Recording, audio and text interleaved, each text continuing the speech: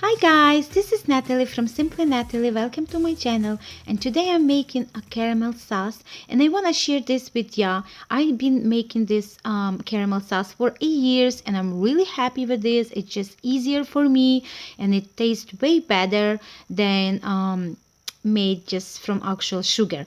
So let's get started.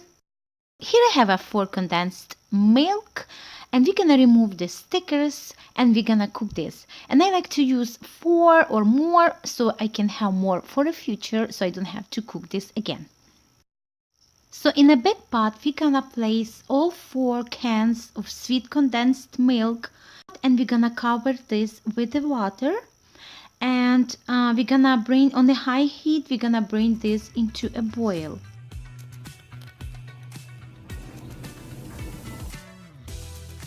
As soon as you see the water is boiling, we need to reduce the heat to a medium high, and we're gonna simmer.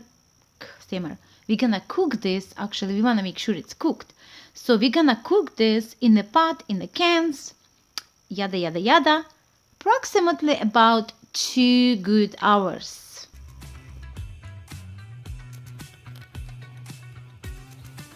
So when it's all cooked, we're gonna remove this from the water. Turn off the heat. You can wait until the water cool off and then remove the cans from the water, or you can remove it right away using cooking gloves or tonsils.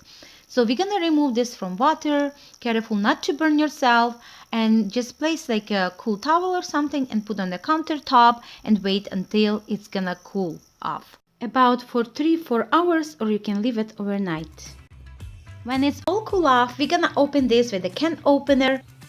The caramel sauce looks good already. We're gonna set this aside and place a medium saucepan over a medium high heat and melt unsalted 1 stick of butter.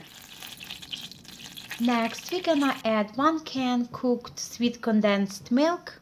Then reduce the heat to a low and keep it at simmer for about another 2 minutes. Stirring occasionally until the sauce completely smooth. And we have a luscious caramel sauce. Look how amazing, smooth and delicious it is.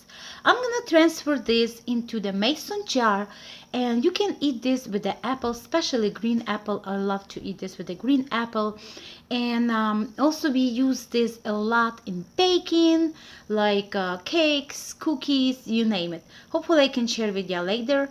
Thanks for watching. Don't forget to subscribe. Also, I want to say thank you for my new subscribers. Welcome to Simply Natalie Kitchen, and Natasha's out.